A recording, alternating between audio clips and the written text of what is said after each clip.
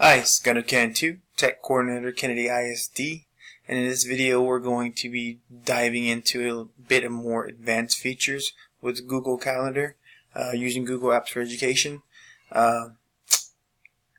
If you haven't watched the introduction video, please watch it before moving on to this one. If you already know how to use Google Calendars, then you can just basically start with this one.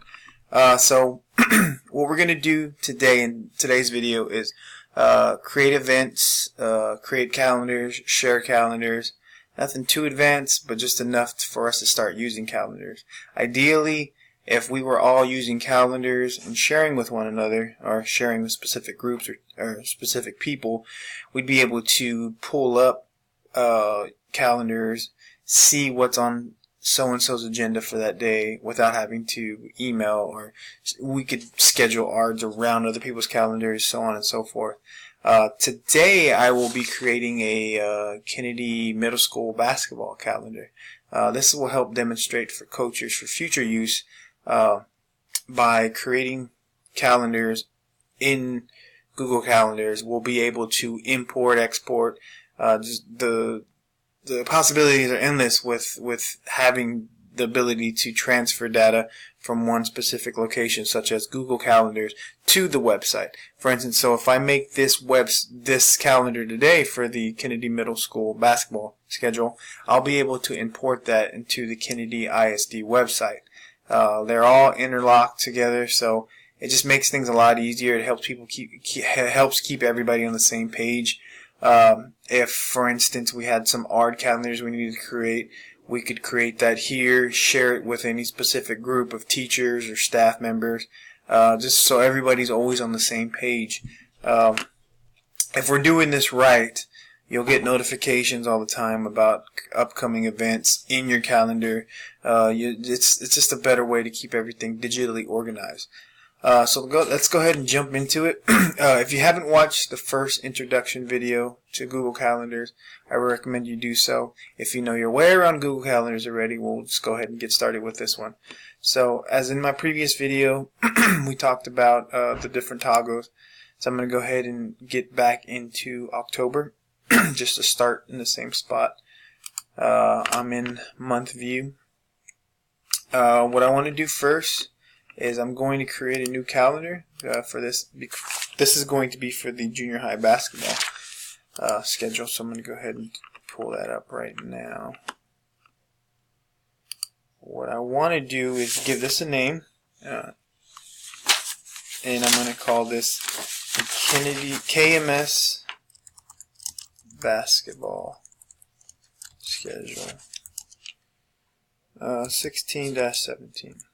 Okay.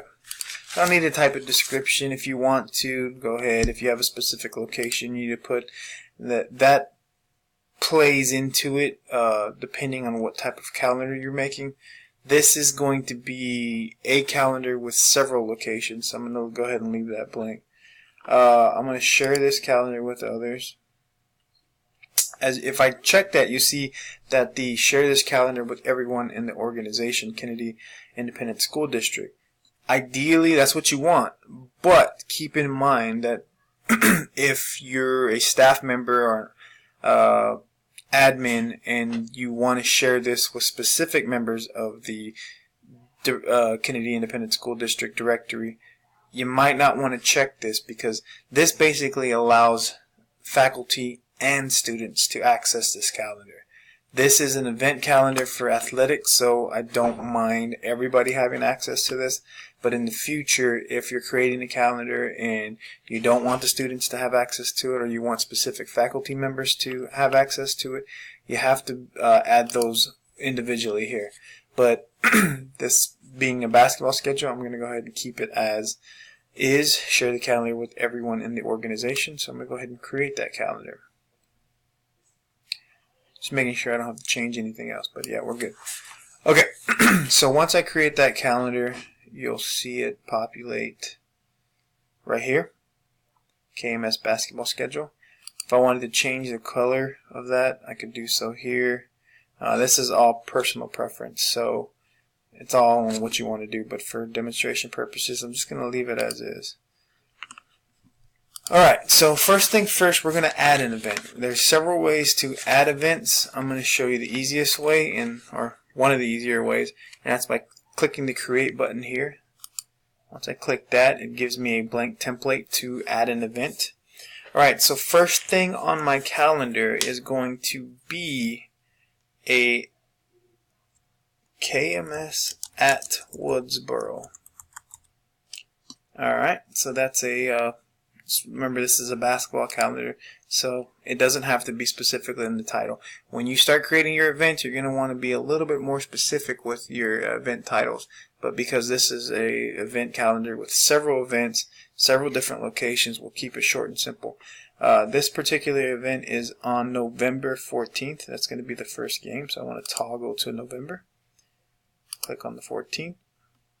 The starting time for that event is at 5 p.m. So I click in the time section. I can go down to 5 p.m. of course, and I want to probably just leave it at 5, from 5 to 5.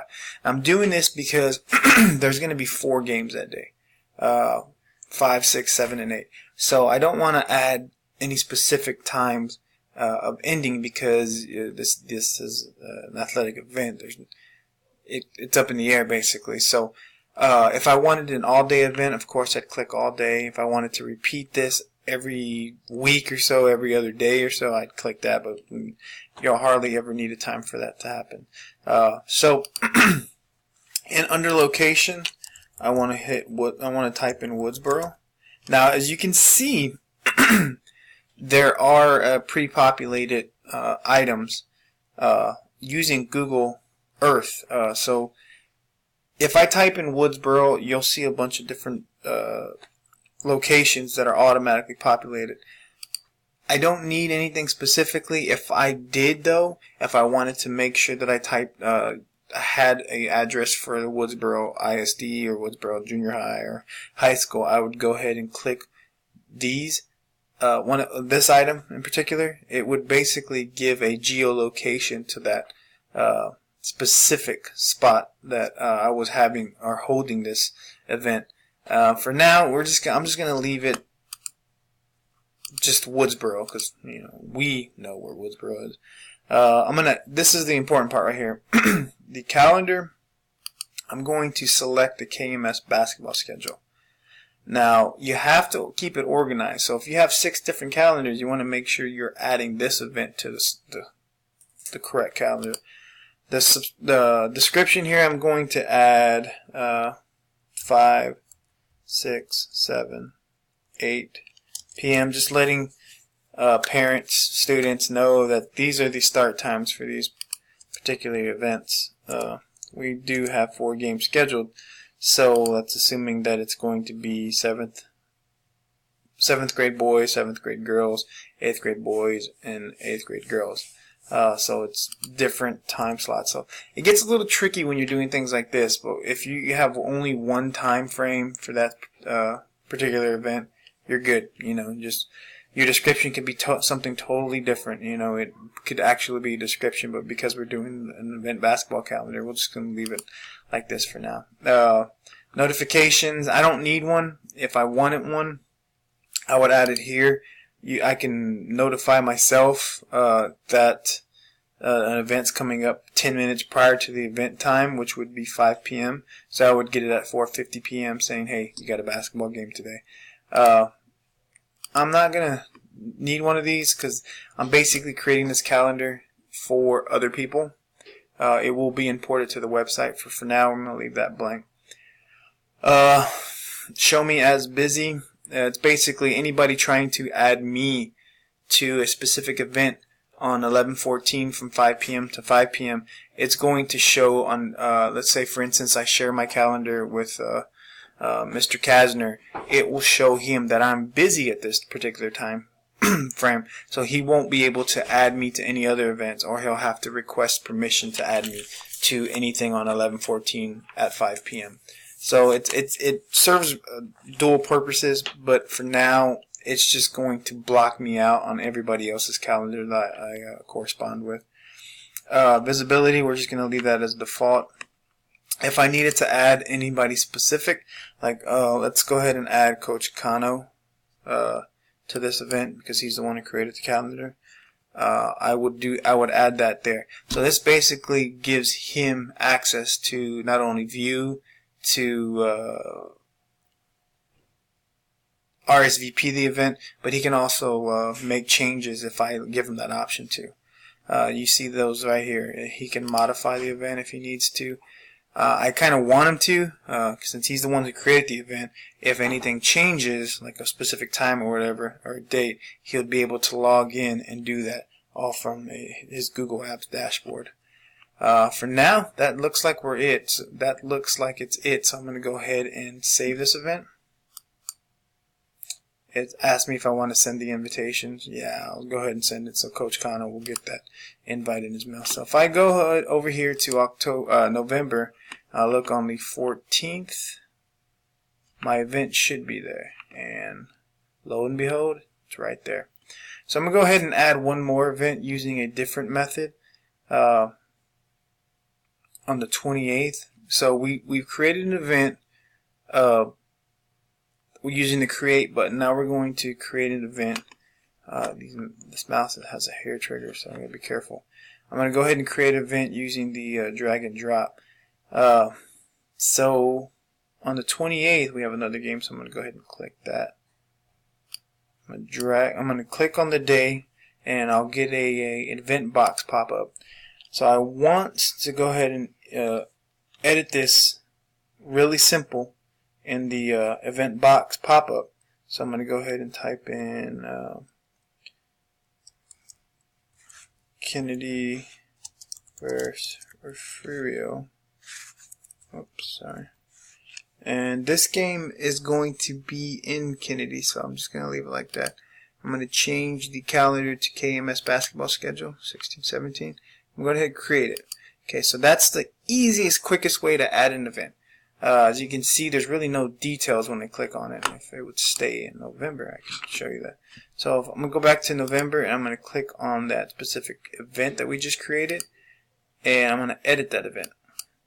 So once I edit it, it'll allow me to add more details to that. So by just clicking in the day and typing into the event pop-up box, it only basically saves the most simple information, like the event title and the day. Doesn't give you any other options. So when you click on the day and you click edit event, it'll give you all the options that we need. So this one's going to be in Kennedy.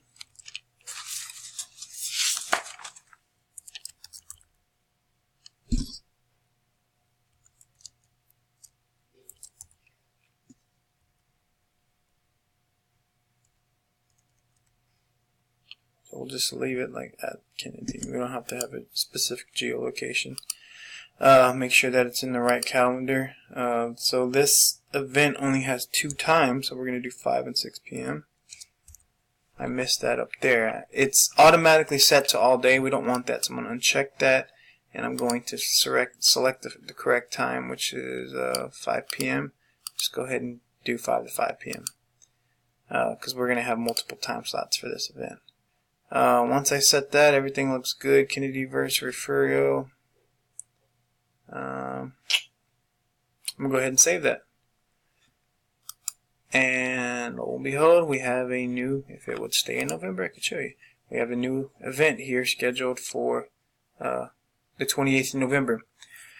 So that's 2 ways of adding events to your calendar. I already set this as a public calendar, but if I wanted to actually share this calendar with somebody, I would click on the toggle down button over here on the KMS basketball schedule, and I would share this calendar. Now, if it was somebody specifically, I would enter their email address there. I showed that earlier in the lesson, but I'm going to go over this real quick one more time.